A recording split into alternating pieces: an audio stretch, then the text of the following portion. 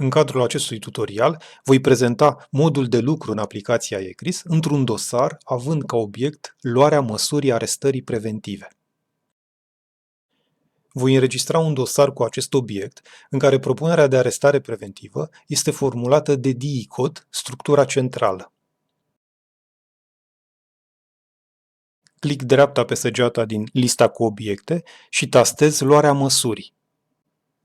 Observăm că în nomenclaturul cu obiecte ECRIS este un obiect creat anume pentru propunerile de arestare formulate de DNA sau DI-code, obiect cu un punctaj de complexitate mai mare decât al obiectului obișnuit, luarea măsurii arestării preventive, motiv pentru care este obligatoriu să alegem acest obiect dedicat. Putem vedea punctajul de complexitate al fiecărui obiect din secțiunea Ședințe, Asociere obiecte, dosare. Tastăm denumirea obiectului și dăm comanda Caută. Observăm că propunerea formulată de DI-code este un obiect cu 10 puncte de complexitate față de 6 puncte. Revenind la înregistrarea dosarului, trebuie spus că obiectele din materia măsurilor preventive nu au o setare de confidențialitate implicită, așa cum au obiectele din materia metode speciale de supraveghere, conservarea datelor informatice și percheziție.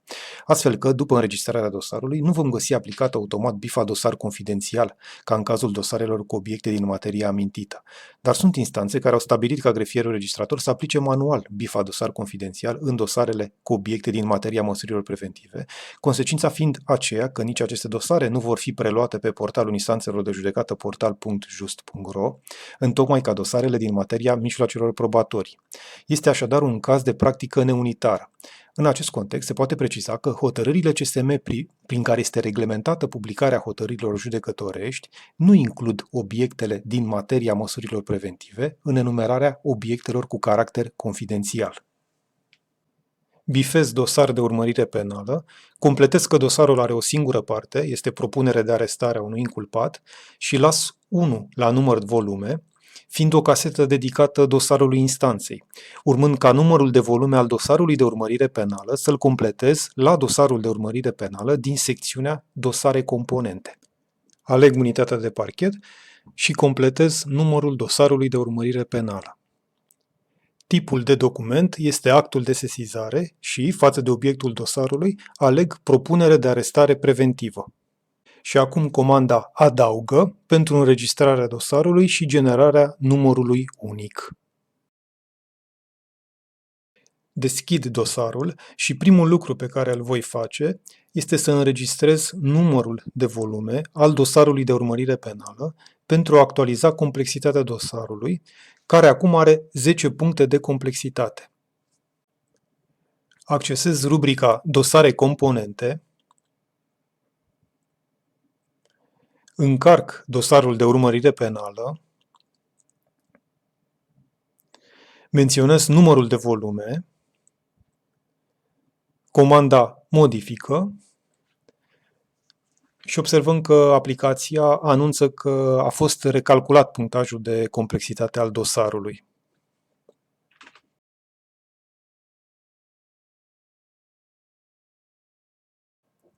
În dosarele nou înregistrate, obligatoriu trebuie introduse părțile înainte de repartizarea lor, cel puțin a unei părți în dosarele penale. Obligativitate subliniată de Inspecția Judiciară în toate rapoartele referitoare la repartizarea dosarelor. Voi înregistra deci inculpatul față de care parchetul a propus luarea măsurii arestării preventive.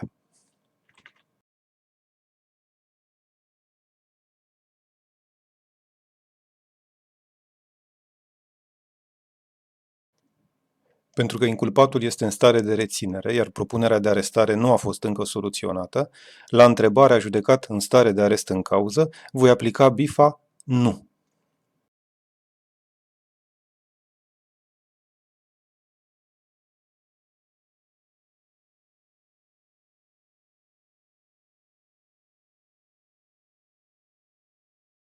Voi completa și închide deja statistica referitoare la inculpat, pentru ca aplicația să-mi permită să înregistrez soluția și să închid documentul final când va veni rândul acestor etape de lucru în ECRIS.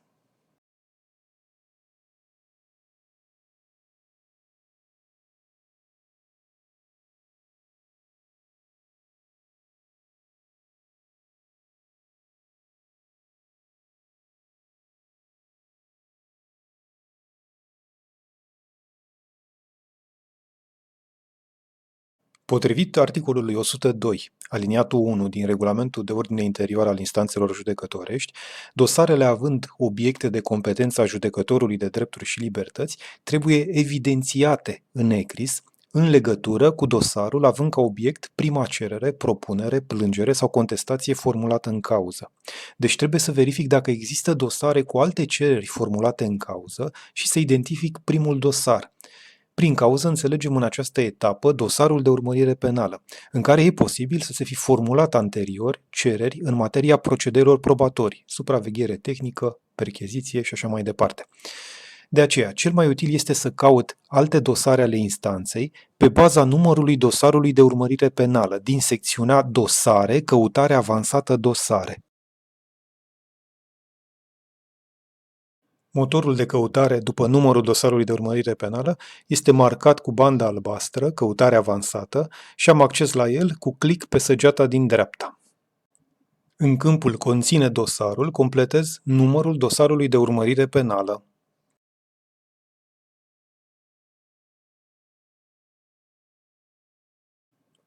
Au fost identificate două dosare, dosarul actual având ca obiect propunerea de arestare preventivă, dar și un dosar anterior cu obiectul supraveghere tehnică, acesta fiind dosarul având ca obiect prima cerere formulată în cauză în sensul articolului 102 aliniatul 1 din regulament.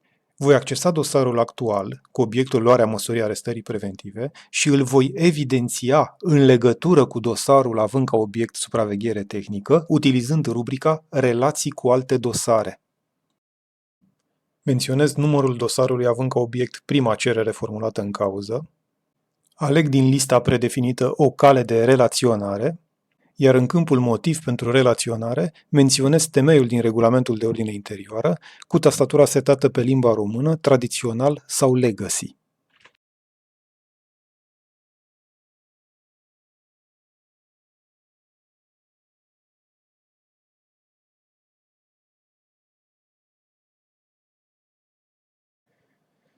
Conform articolului 102, aliniatul 2 din Regulamentul de Ordine Interioară, persoana desemnată cu repartizare aleatorie, primind dosarul, trebuie să verifice în ECRIS dacă au fost formulate alte sesizări în cursul urmăririi penale efectuate în cauza respectivă. Verificarea se face așa cum am făcut pentru evidențierea dosarului în legătură cu dosarul având ca obiect prima cerere, din secțiunea Dosare, căutare avansată dosare, pe baza numărului dosarului de urmărire penală. Potrivit articolului 102 aliniatul 5 din regulament, judecătorul de drepturi și libertăți care a soluționat prima cerere, propunere, plângere sau contestație, soluționează de regulă și următoarele cereri, propuneri, plângeri sau contestații formulate în cursul urmăririi penale în cadrul aceluiași dosar de urmărire penală, dacă prin hotărârea colegiului de conducere nu s-a dispus altfel. În prima ipoteză, grefierul desemnat cu repartizarea dosarului va proceda la repartizarea manuală a dosarului la completul prezidat de judecătorul de drepturi și libertăți care a soluționat dosarul având ca obiect prima cerere, în speță dosarul având ca obiect supraveghere tehnică. În a doua ipoteză, va proceda la repartizarea aleatorie a dosarului, în plaja de repartizare intrând completurile de drepturi și libertăți planificate în ziua sesizării instanței, întrucât termenul de distribuire alocat obiectului luarea măsurii arestării preventive este astăzi. Voi proceda ca în a doua ipoteză, făcând repartizarea aleatorie a dosarului.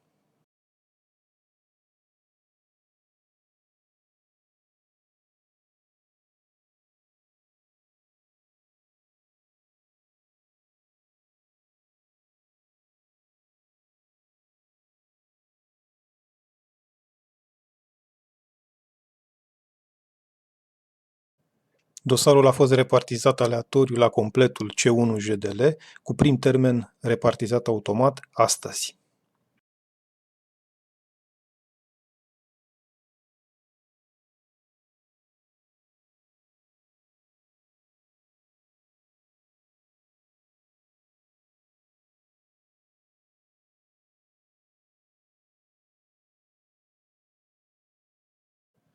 Inculpatul aflat în stare de reținere nu se citează, procurorul are obligația de a asigura prezența sa în fața judecătorului de drepturi și libertăți, conform articolului 225, aliniatul 2, în Codul de procedură penală. Dar trebuie să creăm citativul în ECRIS, să-l imprimăm și să-l atașăm la dosar. Pe baza lui vom face apelul inculpatului în cursul ședinței din Camera de Consiliu.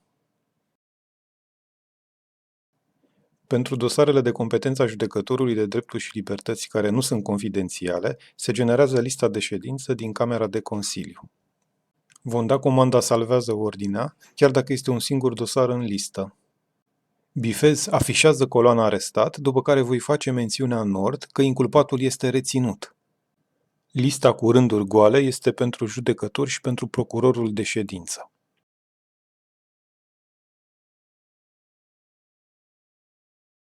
Lista trebuie să conțină și numele și prenumele procurorului de judiciar care va participa la ședință.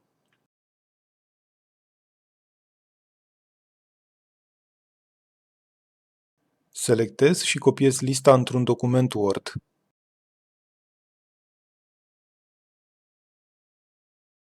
Ajustez inițializarea paginii folosind comenzile de pe riglă, margine dreapta și stânga.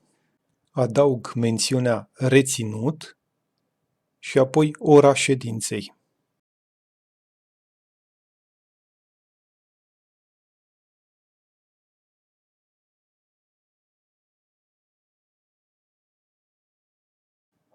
În secțiunea Termene de judecată apare poziția în lista de ședință ca urmare a utilizării comenzii Salvează ordinea. După încheierea dezbaterilor, judecătorul de drepturi și libertăți a soluționat dosarul și știm că, după semnarea minutei, grefierul de ședință trebuie să o transcrie în ECRIS, integral, cu excepția datelor cu caracter personal, altele decât numele și prenumele părților, fiind aplicabile dispozițiile articolului 125 aliniatul 4 din Regulamentul de ordine interioară al instanțelor. La componența completului pe dosar a fost preluată componența pe ședință, înregistrată anterior, dar la termenele introduse prin repartizarea aleatorie a dosarului cu prim termen, este necesar să dăm și comanda salvează.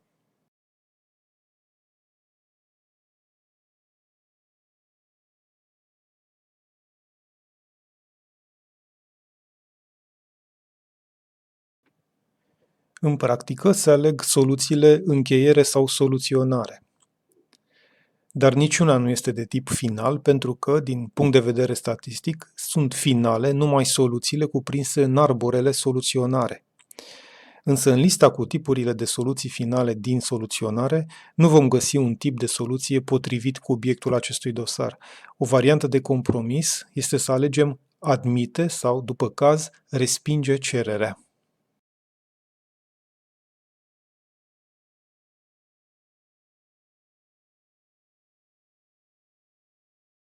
În câmpul Soluția pe scurt, copiez textul minutei, pe care o am în format Word pe calculator. Și șterg datele cu caracter personal, păstrând doar numele și prenumele inculpatului.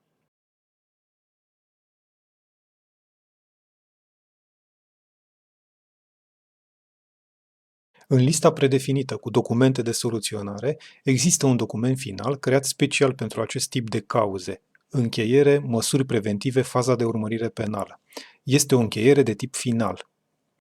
În practică însă, predomină alegerea documentului încheiere finală dezînvestire. Voi alege încheiere măsuri preventive faza de UP, ținând cont că prin hotărârile numărul 625 din 2015 și 1530 din 2018, Consiliul Superior al Magistraturii, secția pentru judecători, a stabilit că acest document final să fie monitorizat din punctul de vedere al termenelor de redactare, întocmai ca documentele tip hotărâre, termenul de redactare fiind cel prevăzut de lege. În prezent, acest document are repartizat un termen de redactare din nomenclatorul ECRIS de 5 zile în stadiul procesual fond și 32 de zile în contestație. Documentul va fi redactat de judecătorul de drepturi și libertăți. Nu a fost creat un registru redactor pentru acest document, pentru că am optat pentru tipul de practică în care nu se alocă număr încheierilor pronunțate în această materie în stadiul procesual fond. În materia măsurilor preventive, se generează condica de ședință în aplicația ECRIS, spre deosebire de dosarele confidențiale din materia procedelor probatorii, în cazul cărora se realizează în nord, în condiții de confidențialitate.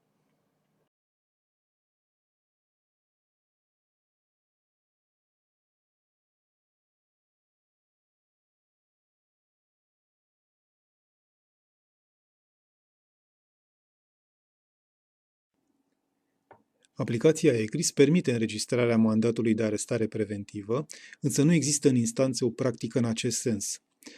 Astfel, la secțiunea Documente în dosar, în nomenclatorul actelor emise de instanță, găsim mandatul de arestare preventivă în două variante, cu font negru și verde. Documentele cu font verde sunt editabile, ca și documentele de soluționare din secțiunea Soluția ședinței, având extensia .doc și deschizându-se cu aplicația Word. De aceea voi alege mandat de arestare preventivă cu font verde. Completez restul câmpurilor.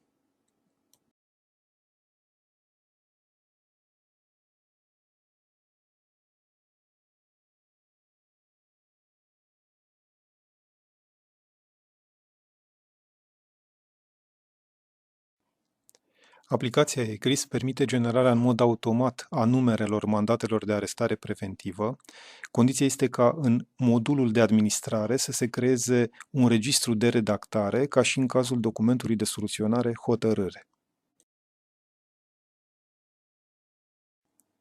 Accesând butonul Editare, deschidem documentul ca document Word cu extensia .doc. Documentul se deschide automat cu un formular de mandat de arestare preventivă, cu unele elemente precompletate, precum numărul dosarului, data emiterii, datele de stare civilă ale inculpatului. Voi alege modul de lucru în care șterg șablonul oferit de documentul ECRIS și copiez în el mandatul de arestare preventivă redactat în prealabil pe calculator.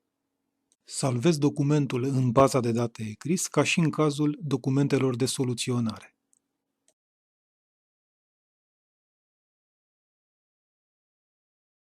Ca și în cazul hotărârilor, după semnarea mandatului de arestare preventivă de către judecătorul de drepturi și libertăți, închid documentul aferent din ECRIS.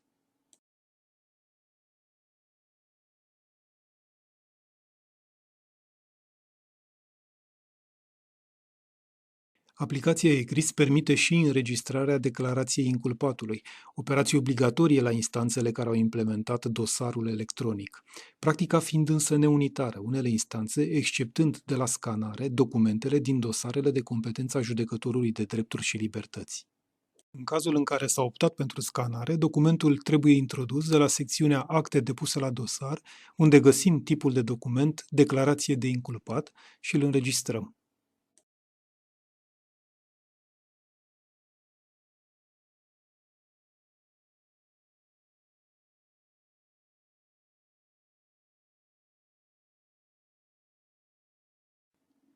Nu este un document editabil, ca în cazul mandatului de arestare, dar permite atașarea unui document PDF. Astfel că voi scana declarația inculpatului ca fișier cu extensia PDF și o voi atașa la documentul ECRIS în felul următor.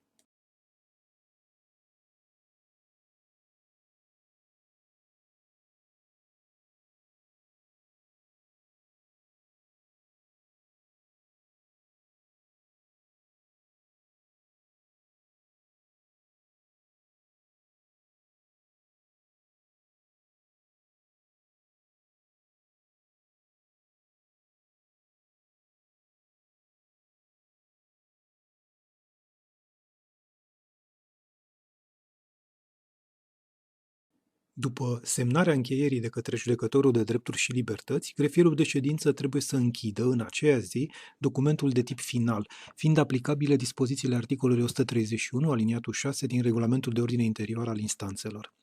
În prealabil, va înregistra data redactării și va salva în baza de date ECRIS textul încheierii, după cum urmează. Încarc încheierea din secțiunea Soluția ședinței, completez data redactării și salvez.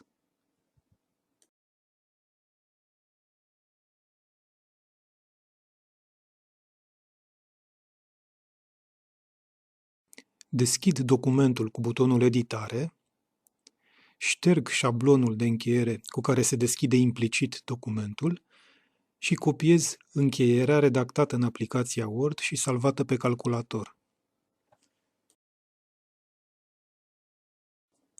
Accesez tabul Programe de completare și dau comanda Salvează. Și astfel textul încheierii s-a salvat în baza de date ECRIS.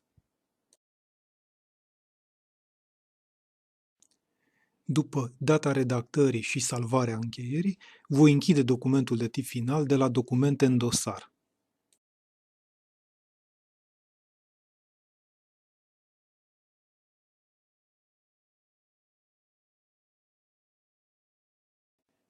Prin închiderea documentului final, dosarul va figura ca soluționat și în statistică și va ieși de pe stocul de dosare al instanței din punct de vedere statistic. Tipul de document, încheiere măsuri preventive, faza de urmărire penală, are repartizat un termen de redactare de 5 zile în nomenclatorul ECRIS, fiind deci monitorizat sub aspectul indicatorului redactări restante, astfel că data închiderii sale va fi interpretată de aplicația Statis ca data redactării. De aceea este foarte important să închidem documentele finale în ziua semnării lor de către membrii completului de judecată.